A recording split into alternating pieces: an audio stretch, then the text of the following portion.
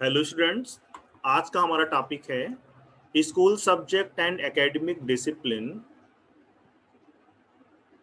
With reference to John Dewey's ideas. John Dewey का आपने नाम सुना होगा। एजुकेशनल फिलॉसफी के एक बड़े अच्छे फिलोसोफर हैं और उन्होंने स्कूल सब्जेक्ट और एकेडमिक डिसिप्लिन को कैसे डिफाइन किया है, यही बात आज हम करने वाले हैं और इसके साथ ही आपका ये यूनिट भी फिनिश हो जाएगा।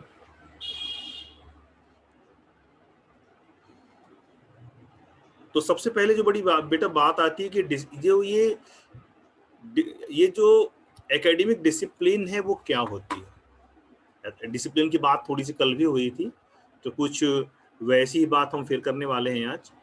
तो आप देखो, discipline have a particular object of research. तो डिसिप्लिन क्या है, अनुशासन क्या है? अनुशासन शोध की एक विशेष वस्तु होती है, जैसे राजनीति, समाज, मानव व्यवहार।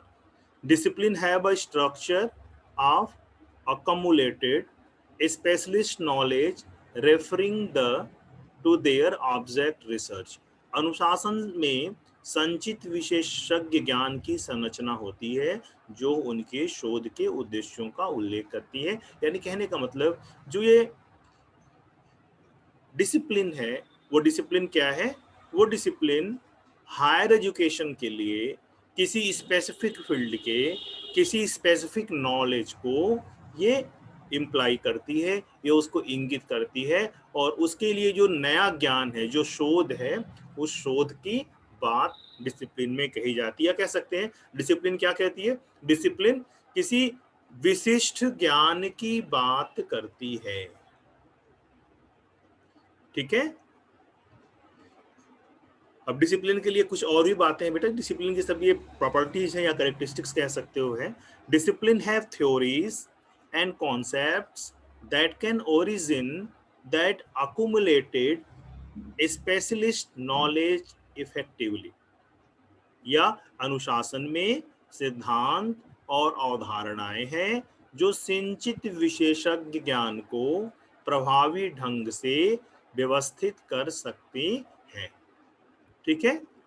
अनुशासन विशिष्ट शब्दावली या विशिष्ट भाषाओं का उपयोग उनकी शोध वस्तुओं के लिए समायोजित करती है। डिसिप्लिन्स यूज स्पेसिफिक टर्मोलॉजीज और specific languages adjusted to their research object.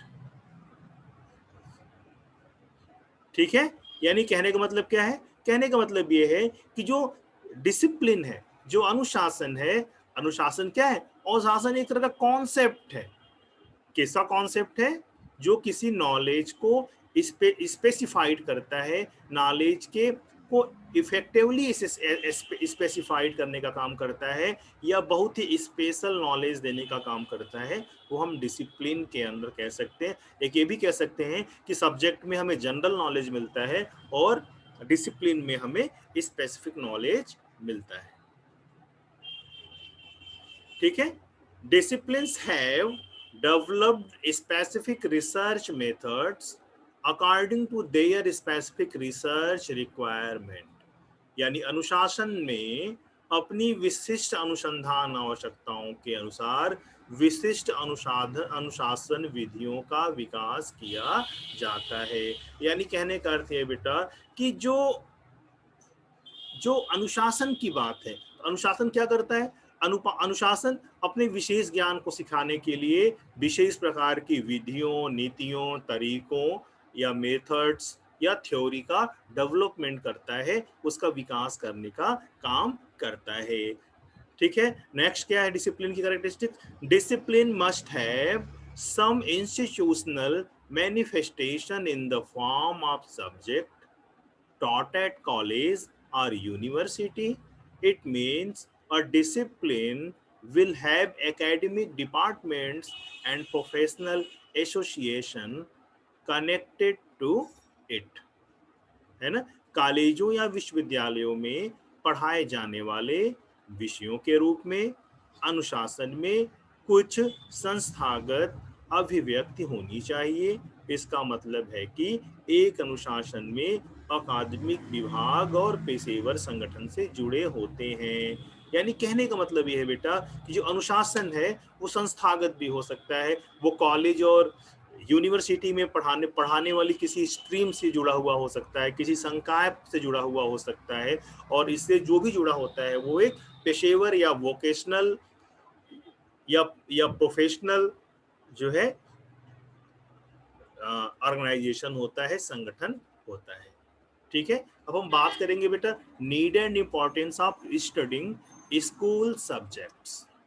तो स्कूल सब्जेक्ट पढ़ने के नीड की जरूरत क्या है और इसका इंपॉर्टेंस क्या है, इसकी हम बात करने वाले हैं। इसका पहला पॉइंट क्या है, all the subject are more important, the importance of social sciences should not be ignored, in fact, in areas such as social and primary care, the justice system, and business, to name just a few, social science is extremely important and necessary.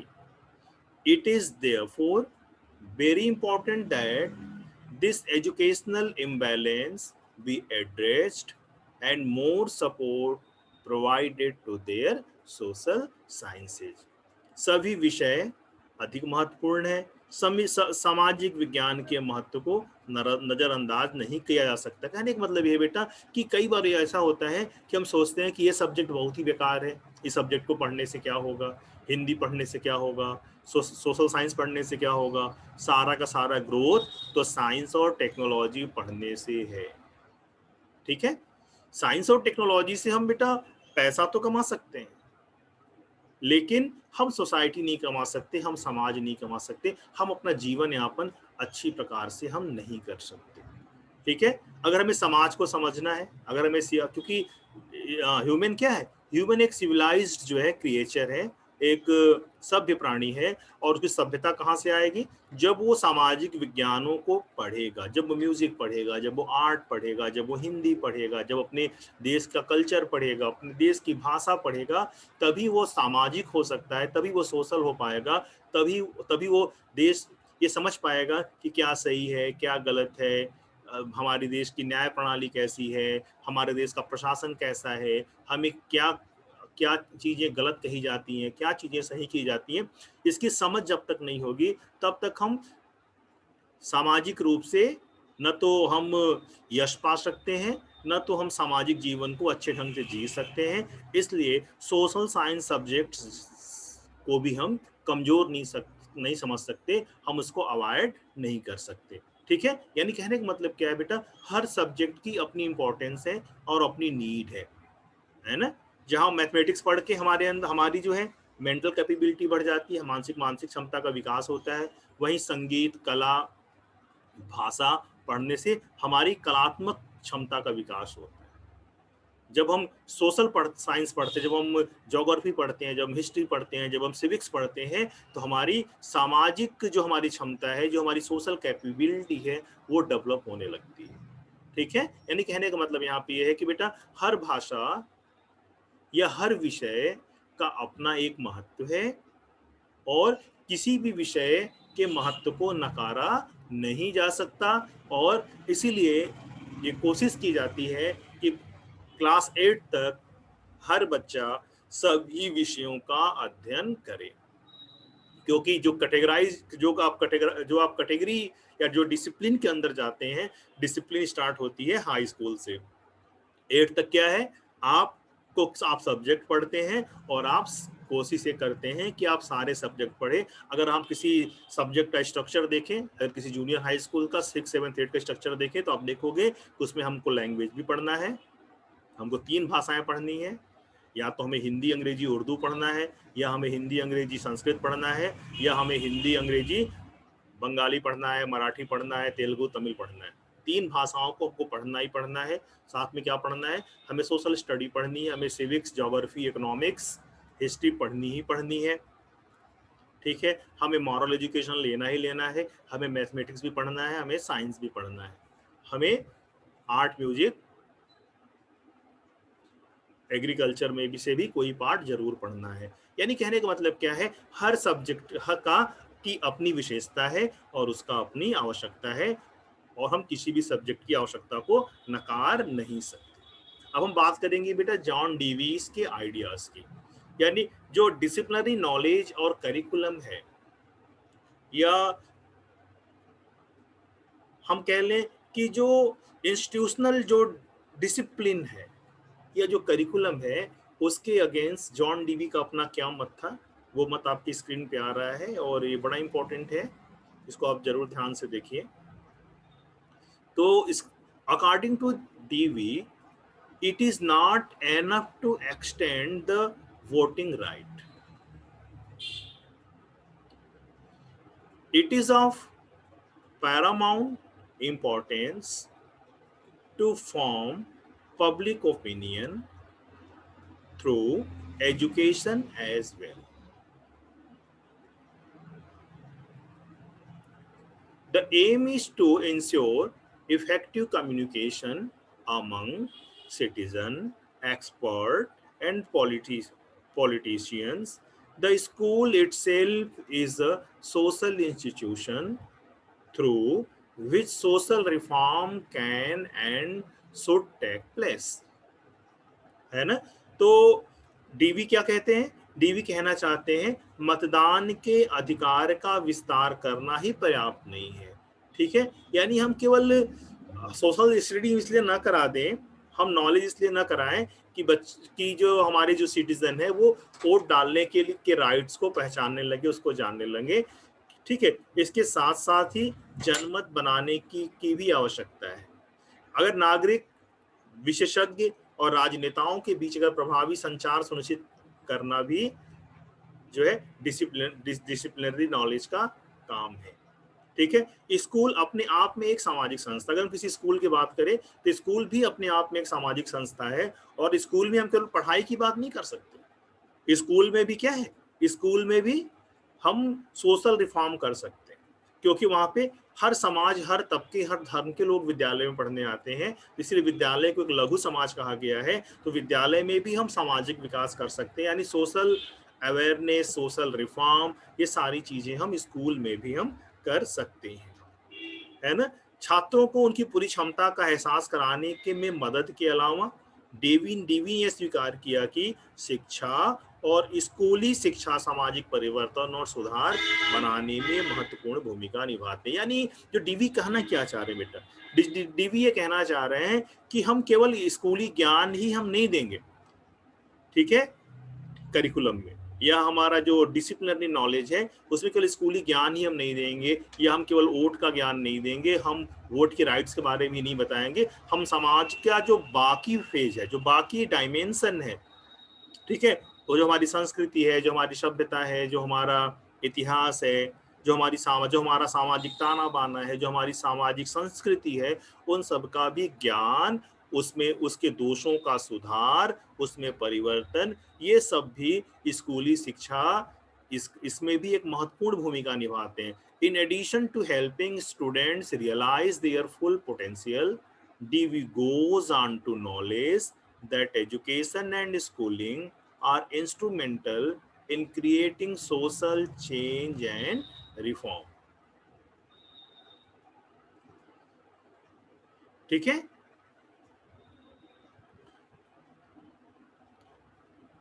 John Dewey वो इस तरह के अपने जमाने में जो है John Dewey इस तरह के विचार देने वाले बेटा, ये पहले ये दार्शनिक थे, ये फिलोसोफर थे, जो रचनावाद या कंस्ट्रक्टिविज्म पर उन्होंने फोकस किया था।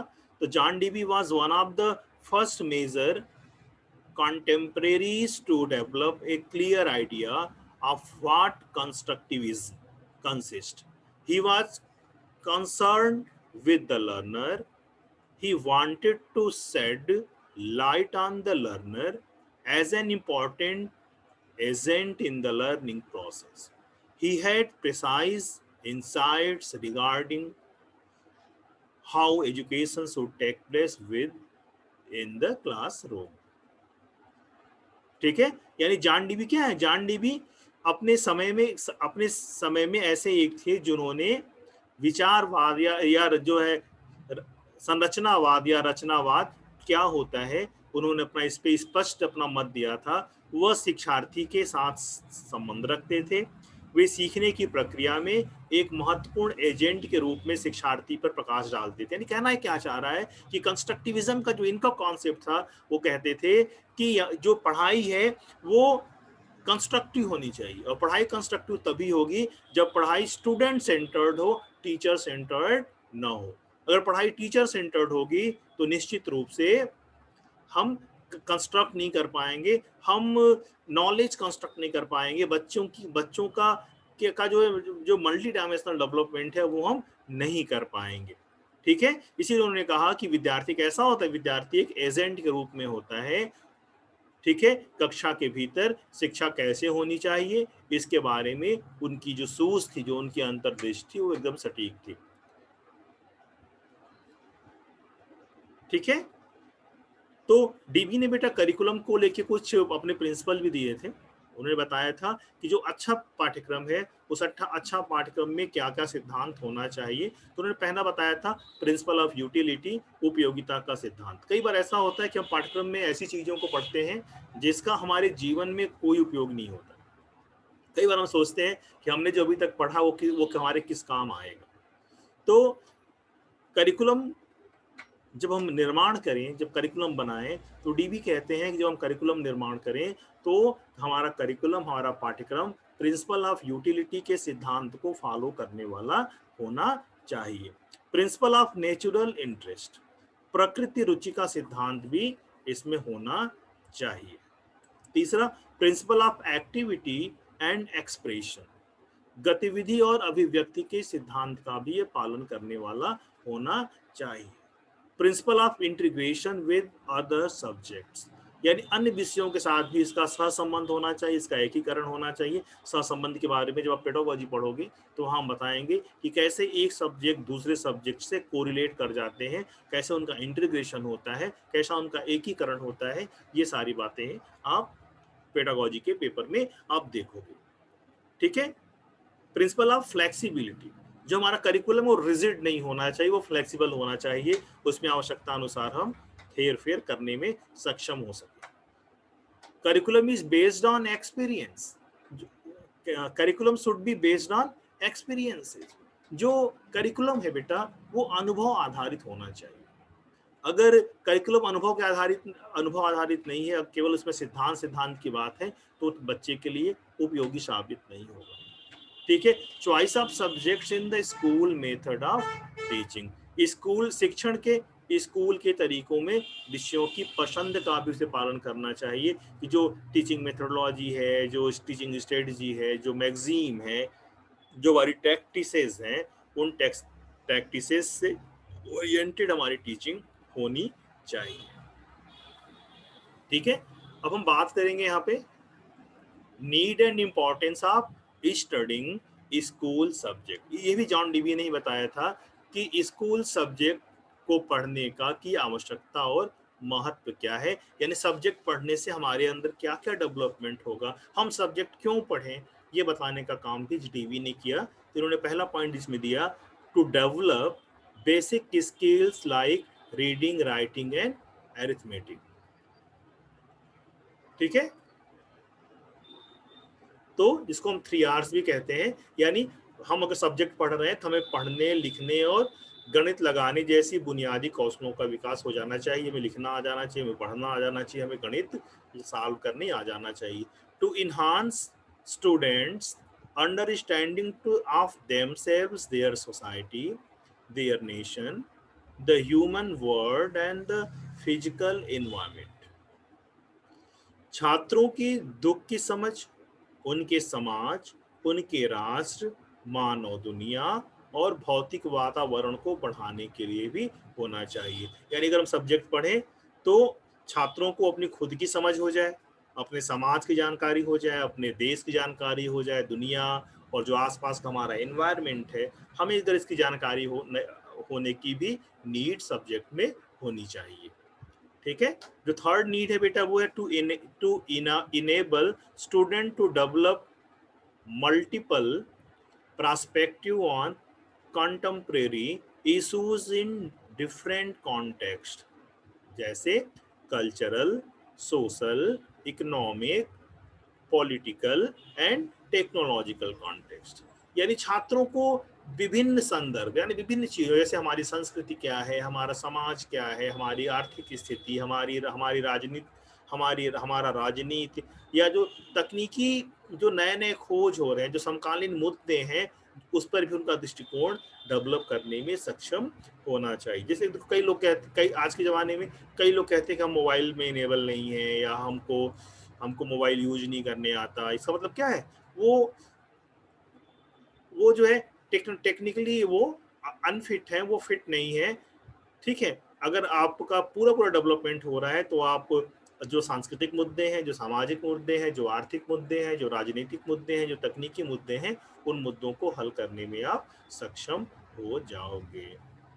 ठीक है, नेक्स्ट है to help students become independent thinkers so that they can construct knowledge appropriate to changing personal and social circumstances। छात्रों को स्वतंत्र विचारक बनने में मदद करने के लिए, ताकि वो व्यक्तिगत और सामाजिक परिस्थितियों को बदलने के लिए उपयुक्त ज्ञान का निर्माण कर सके। ठीक है, यानी छात्रों को स्वतंत्र विचारक सा छात्र कब बन पाएगा, जब छात्र को ओवरऑल जब सारा ज्ञान हो जाएगा, तभी वो इंडिपेंडेंट थिंकिंग कर पाएगा। हम इंडिपेंडेंट थिंकिंग कब कर पाते हैं, हमें जिस फील्ड का पूरा पूरा ज्ञान हो जाता है, हम उस फील्ड में इंडिपेंडेंट थिंकिंग हम करने में सक्षम हो जाते हैं। ठीक है, नेक्स्ट है to develop in students a range of skills for life long learning, including critical thinking skill, creativity, problem solving skill, communication skill and information technology skill। छात्रों में जीवन भर सीखने के लिए कौशलों की एक श्रृंखला का विकास करना, जिससे उनकी सोच, उनकी रचनात्मकता, समस्या हल करने की क्षमता, कौशल, संचार कौशल, सूचना प्रौद्योगिकी के कौशल आदि शामिल है। अगर उनके इसकी श्रृंखला का विकास अगर उनके अंदर हो जाए, अगर ये सारी स्किल्स उनके अंदर डेवलप हो जाए, तो ये भी हम किसी विषय या किसी सब्जेक्ट की इंपॉर्टेंस और उसकी नीड हम समझ सकते हैं। नेक्स्ट बेटा, to help student appreciate and respect diversity in cultures and views in a pluralistic society and handle conflicting values. ठीक है, जैसे कि हमारा समाज क्या है, बहुलवादी समाज है। हमारे यहाँ ढेर सारी संस्कृति, एक बहुत बड़ी अच्छी कविता भी है, हिंद देश के निवासी सभी जन एक हैं, रंग रूप वेश भाषा चाहे अनेक हैं, है ना। हमारे यहाँ कहा भी गया है कि 5 कोस में पानी बदले 7 कोस में वाणी। अगर हम अपने घर से कहीं भी 7 कोस दूर चले जाएं, अगर 20-25 किलोमीटर दूर अगर चले जाएं, 50 किलोमीटर दूर, तो निश्चित रूप से हमारी भाषा बदल जाती है। और अगर 15-20 किलोमीटर दूर चले जाएं तो पानी का स्वाद बदल जाता है। ठीक है, ऐसी विविधता वाला हमारा देश है। और अगर हम डाइवर्सिटी को रेस्पेक्ट नहीं करेंगे, जो विविधता है इसको रेस्पेक्ट नहीं करेंगे, तो हमारा समाज उन्नति नहीं कर पाएगा, है ना। हमारे समाज में ढेर सारे कल्चर वाले हैं। अगर आप कोटा की बात करें तो कोटा में सारे देश को लोग आएंगे, राजस्थान के लोग भी होंगे, यूपी के लोग भी होंगे, बिहार के भी होंगे, झारखंड के भी होंगे। ठीक है, यानी कहने का मतलब क्या, हमारे भारत के हर स्थान पे हर तरह के लोग, यानी हर क्षेत्र के लोग, हर जाति के लोग, हर धर्म के लोगों का निवास है। यानी ये डाइवर्सिटी हमारे देश की, ये विविधता है। और विविधता की सराहना हम कब कर पाएंगे, जब हम एक दूसरे के धर्म, एक दूसरे के कल्चर, जब एक दूसरे की चीज़ों को हम समझने वाले हो पाते हैं, जब एक दूसरे के मूल्यों को हम जानते हैं, तभी हम एक दूसरे के साथ मिलकर जुड़ के चल सकते हैं। तभी हम कह सकते हैं कि हमारी जो तहजीब है, जो हमारी संस्कृति है, वो गंगा जमुनी है। गंगा जमुनी का मतलब क्या है,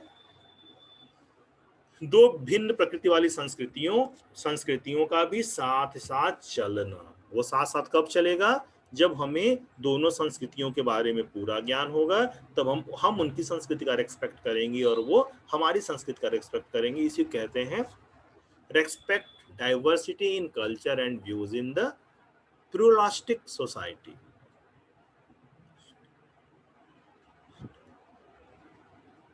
ठीक है, नेक्स्ट बेटा इसका है to help student develop positive value and attitude towards life so that they can be informed and responsible citizen of society, the country and the world। यानी छात्रों के अंदर सकारात्मक मूल्यों का, दृष्टिकोणों का विकास करने में हम मदद करने के लिए भी हमें जो है पढ़ाना चाहिए, जिससे समाज, देश और दुनिया के लिए हम एक अच्छे नागरिक बन सके, हम एक अच्छे वाले शहरी बन सके, अच्छे वाले हम देश के नागरिक बन सके, या हम कह सकते हैं देश के कर्णधार बन सके। इसके लिए भी सब विषयों पर ही लोड है कि वो सकारात्मक मूल्य और दृष्टिकोणों का विकास हमारे अंदर करे। ठीक है, they contribute to the pursuit of self actualization, personal growth and individual freedom. यानी आत्म प्राप्ति, व्यक्तिगत विकास और व्यक्तिगत स्वतंत्रता की खोज के में भी योगदान देना हमें चाहिए। ठीक है ना, तो ये सारी बातें बेटा डीवी ने बताई थी। डीवी ने का जो अप्रोच था वो सोशल अप्रोच था, वो कंस्ट्रक्टिविज्म के एक अच्छे विचारक थे, फिलोसोफर थे। तो उन्होंने क्या किया था, उनका जो पूरा का पूरा जो फोकस था, वो फोकस किस पे था, सामाजिक विकास की ओर था। ठीक है, यानी ये उन्होंने सब्जेक्ट या डिसिप्लिन के सोशल पर्सपेक्टिव पे ही इनका फोकस था। तो जॉन डीवी का जो पूरा कॉन्सेप्ट है जो डिसिप्लिनरी नॉलेज के लिए है या सब्जेक्ट के लिए है, वो सोसाइटी से रिलेटेड है। वो बताना चाहते हैं कि हम जब कोई सब्जेक्ट पढ़ते हैं, जब कोई डिसिप्लिन पढ़ते हैं, तो सोशली हम कैसे स्ट्रांग होते हैं और कैसे हम उसमें सरवाइव करने योग्य बनते हैं। ठीक है, तो ये सारी जो बात थी